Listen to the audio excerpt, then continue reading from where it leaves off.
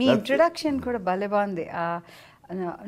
ఓడలో వస్తుంటే, బోట్లో వస్తుంటే మీరు ఇలా యాంకర్ పట్టుకుని ఇలా తిప్పి వేసి కొట్టాడు, ఎంత బాగుంది. Such a visual treat.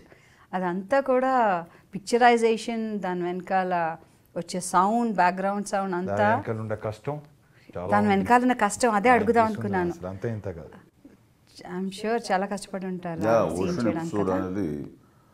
ఇప్పుడు తడుస్తూ ఎలా ఉంటుంది తెలుసు అసలు ఆయనకి. సో బాగా 9 రోజుల పాటు జరిగింది అది. అది మురికి వాటర్ రాజా, ఆ మురికి నీళ్ళు తోటి చేస్తారు. మొత్తం వాటర్ అంతా ఆ ట్యాంకులు క్లీన్ చేయాలి అంటే సిమ్యులేటర్ ఉన్నది. ఆ 1 డే అంతా మళ్ళీ పడుతుంది. 1 డే షూటింగ్ మనం can't effort to lose it. So మళ్ళీ అందుకని వద్దు చేసేద్దాం పర్లేదు అనుకోండి. ఆ మురికి నీళ్ళే నా మీద సముద్రపు నీళ్ళలాగా మీద పట్టడం, పైనుంచి వర్షం పట్టడం, దాంతో ఆ నీరు వాసన వస్తున్నా ఏం వస్తున్నా సరే అలాగే చేసేసి అవుతుంది. You applauded all the people. మీతో వెనకాల కనిపించని వాళ్ళు, స్క్రీన్ వెనకాల పనిచేసే వాళ్ళు, వాళ్ళందరికీ మీరు థ్యాంక్స్ అని చెప్పారు. అది అంటే very important aspect of an actor అండి. మీలాంటి పెద్ద యాక్టర్స్ వాళ్ళ కృతజ్ఞత చెప్తే వాళ్ళు ఎంత హ్యాపీ ఫీల్ అవుతారు అసలు. They deserve it. వాళ్ళకి అర్హత ఉంది. వాళ్ళు ఏదో వచ్చారు, ఒకరోజు బేటా తీసుకున్నారు, వాళ్ళు డ్యూటీ చేసి వెళ్ళిపోయారు. లైట్లు మోయడం వాళ్ళ పని, లేదా బురదవని, మంచవని, వర్షం అని, ఎండవని, ఏమైనా ఎడారవని. కానీ మా ఆర్టిస్ట్ గురించి చెప్పుకుంటాం, తోటి నటినట్ల గురించి చెప్పుకుంటాం, టెక్నీషియన్స్ గురించి చెప్పుకుంటాం, వెనకున్న రైటర్స్ గురించి చెప్పుకుంటాం, థ్యాంక్స్, కెమెరామెన్ అని చెప్పుకుంటాం. కానీ ఆ కింద ఉండే కార్మికులు, జూనియర్ యాక్టర్లు, వాళ్ళ సరైన వసతులు కూడా ఉండవు. వర్షం పడుతున్నప్పుడు బ్రేక్ ఇచ్చామనుకోండి,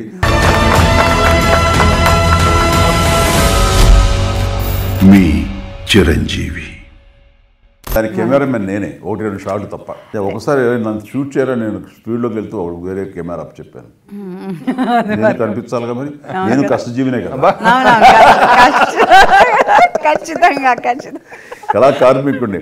రావు గోపాల్ గారు మాట్లాడుతున్నారు, రవి అయ్యా అందరూ కళాకారులు అయ్యా, మీరు కళాకారులు కాదు, కళా కార్మికుడు.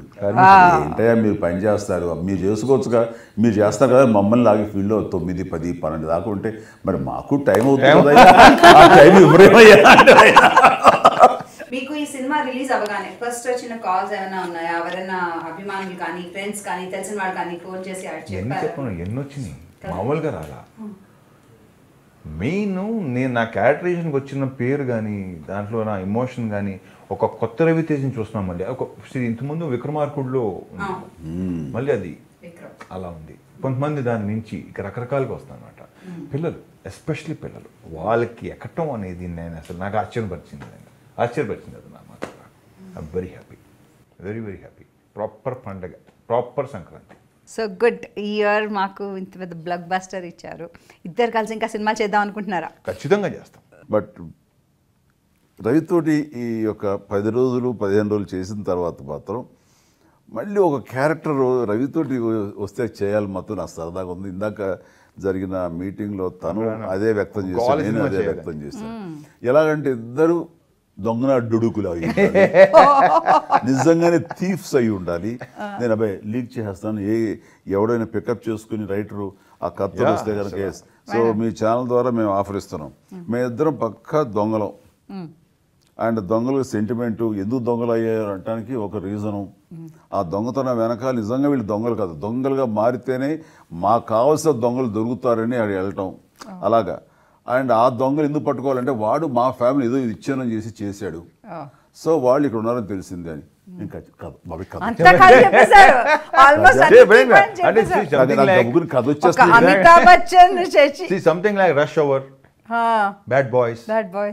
ఎంటర్టైన్మెంట్ ఈ కథ ఎవరు తీసుకొచ్చేస్తారే, నీ కథ రైట్స్ నావే.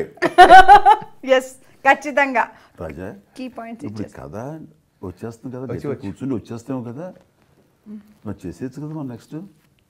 అలాగే ఓకే. సో ఈ లోడింగ్ ఈ రేంజ్లో ఎవరైనా సరే కథ రెడీ చేసుకున్నాడు, you are ready to do that. ఆ పని మీద ఉన్నామా నాన్న? Okay. So don't stop dancing. పూనకాలు లోడింగ్. మీరు యంగ్స్టర్స్తో పనిచేసేటప్పుడు వాళ్ళకి సలహాలు ఇస్తారా? స్పెషల్లీ ఈ వాల్తేరు వీరయ్యలో మీరు డైరెక్టర్ గారికి ఏమైనా సలహాలు ఇచ్చారా? డెఫినెట్ అనిపిస్తుంది. ఇప్పుడు ఒక సేయింగ్ ఉంది కదండి, old wine in a new bottle. ఎప్పుడు ఆకర్షణీయంగా ఉంటుంది అది. అండ్ ఈయన ఎప్పుడు యంగే, బాబీ లాంటి పని ఇంకా యంగ్ అయిపోతారు. You can see that. వాళ్ళ మోడర్న్ కాంటెంపరీ థాట్స్ అది టెక్నికల్గా హెల్ప్ అవుతుంది, వాళ్ళ ఆలోచనలో సీన్ కన్సీవ్ చేయడంలో హెల్ప్ అవుతుంది, నా బాడీ లాంగ్వేజ్గా నన్ను మోల్డ్ చేయడంలో హెల్ప్ అవుతుంది. సో నాకు తెలిసిన విధానం ఒకటి ఉంటుంది, రెండో విధానంలో కూడా వాళ్ళు నన్ను మోల్డ్ చేయొచ్చు అలా. ఎందుకంటే ఎప్పుడు నాకు తెలిసిందే చేస్తాను, ఇదే యాక్టింగ్ అంటే తెలుస్తా అని ఎప్పుడు వాళ్ళు నేను హుకుం జారీ చేయను. వాళ్ళకి ఏం కావాలా అని చూస్తుంటాను, వాళ్ళకి కావాల్సిన విధంగా నేను తర్జుమా చేసుకుంటుంటాను, ట్రాన్స్ఫార్మ్ అవుతుంటాను నేను. అందుకని అది మీరు చెప్పాలంటే నా షార్ట్ చేసిన తర్వాత స్పాట్లో కట్ ఓకే అని జస్ట్ చెకింగ్ అంటారు. అనగానే వాళ్ళు మానిటర్తో చూసుకుంటారు, నేను ఇక్కడి నుంచి కథను. ఏదైనా ఉంటే నేను చూసుకోవాలి కదా, నో, డిసైడ్ చేసేవాడు డైరెక్టర్, వాడు చెప్పాలి. లేదా ఆ డాన్స్ మూమెంట్ అయితే డాన్స్ మాస్టర్ చెప్పాలి, ఫైట్ మాస్టర్ చెప్పాలి. వాళ్ళ కోసం ఎదురు చూస్తారు వాళ్ళు. అంటే నాకు అర్థమైపోతుంది చెప్పబోతారు తప్పు, నాకు తెలుసు, నాకు అర్థమైపోతుంది తప్పు నాకు తెలుసు. ఎందుకంటే నాకున్న ఎక్స్పీరియన్స్లో నేను యాక్ట్ చేస్తూనే అద్దంలో చూసుకున్నట్లుగానే ఉంటుంది నాకు. ఎక్కడ తప్పు చేశాను, ఎక్కడ ఏదో చేశాను, ఎక్కడేదో లేకపోతే అక్షరం మడతపడింది, ఇవన్నీ తెలిసిపోతాయి నాకు. నాకు అర్థమైపోయిందని చెప్పేస్తాను, చెప్పి మళ్ళీ పర్ఫెక్ట్ షాట్ ఇస్తాను. వాళ్ళు ఈసారి ఓకే అనాలి అనుకుంటాను, ఓకే అంటారు, అప్పుడు కానీ కథలను వెళ్తాను. సూపర్. ఒక డైరెక్టర్ దగ్గర కొత్తగా వచ్చినటువంటి హీరో ఎలా ఉంటాడో, ఒక యంగ్ కొత్త హీరో ఎలా ఉంటాడో అలాగే ఉంటుంది నా behaviour even after working 153 films. అందుకని వాళ్ళు చాలా కంఫర్టబుల్గా ఫీల్ అవుతారు. నేను వాళ్ళ మీద హుకుం జారీ చేయటం కానీ ఇదే కరెక్ట్ అని చెప్పింది అంటాం కానీ ఎప్పుడు చేయలేను. అది వాళ్ళ కంఫర్ట్, వాళ్ళని కంఫర్టబుల్ జోన్లో పెడతాను కాబట్టి వాళ్ళు నాతోటి హాయిగా ఈజీగా వర్క్ చేసుకుంటారు.